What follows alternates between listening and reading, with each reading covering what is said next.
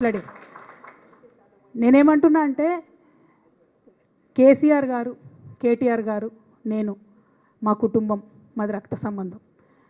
పదవులు పోతేనో పార్టీలకు వెళ్ళి సస్పెండ్ చేస్తేనో పోయేటటువంటి బంధం కాదు. కానీ ఎవరైతే వెస్టెడ్ ఇంట్రెస్ట్ ఉన్న పార్టీలు ఉంటారో, పార్టీలో ఉండి కేవలం డబ్బు సంపాదించుకోవాలనేటటువంటి ఒక ఆలోచనతో, వ్యక్తిగత లబ్ధి పొందాలనేటటువంటి ఆలోచనతో ఉన్నటువంటి వ్యక్తులు, వాళ్ళకి కావాల్సింది ఏంది? మేము ముగ్గురం కలిసి ఉండొద్దు, మా కుటుంబం బాగుండొద్దు, మా కుటుంబం విచ్ఛిన్నమైతేనే వాళ్ళకి అధికారం వస్తుంది. దాంట్లో భాగంగా ఇవాళ మొదటి స్టెప్పు నన్ను బయటేసిరు పార్టీలకు వెళ్ళి. అది ఇక్కడితో ఆగదు.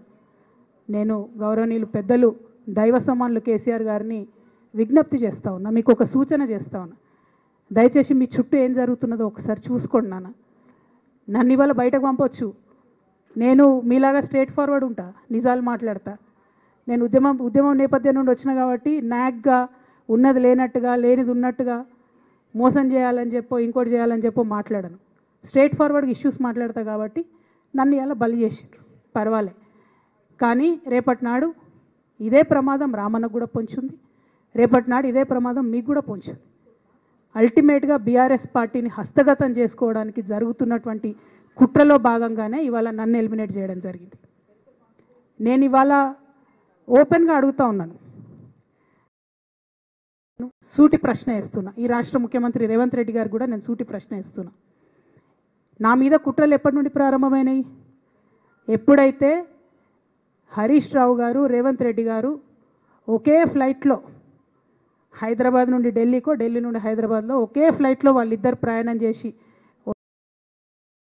రేవంత్ రెడ్డి గారు కాలు పట్టుకొని సరెండర్ అయినాక ఈ కుట్రలు స్టార్ట్ అయినాయి, నా మీద ఈ స్టోరీలు స్టార్ట్ అయినాయి, మా కుటుంబాన్ని విడగొట్టాలనేటటువంటి కుట్ర స్టార్ట్ అయింది. నేను ఛాలెంజ్ చేస్తూ ఉన్నా, రేవంత్ రెడ్డి గారు మీరు చెప్పండి, ఆ ప్రయాణం జరిగిందా జరగలేదా? హరీష్ రావు గారు మీరు చెప్పండి, ఒకే ఫ్లైట్లో మీరు రేవంత్ రెడ్డి గారితో కలిసి వచ్చిండ్రా రాలేదా? ఆ తర్వాత నుండే నా మీద ఈ కుట్రలు జరుగుతున్నాయా లేదా?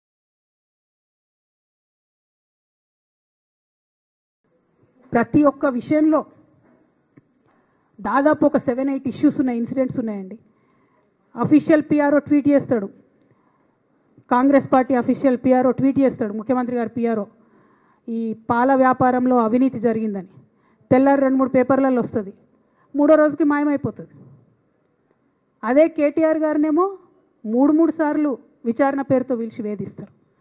అంటే కేసీఆర్ కుటుంబం నికార్స్గా బరిగీసుకొని కాంగ్రెస్ పార్టీతో రేవంత్ రెడ్డి కొట్లాడుతున్నాం కాబట్టి మా మీదనేమో కుట్రలు జరుగుతాయి, మా మీదనేమో కేసులు పెడతారు.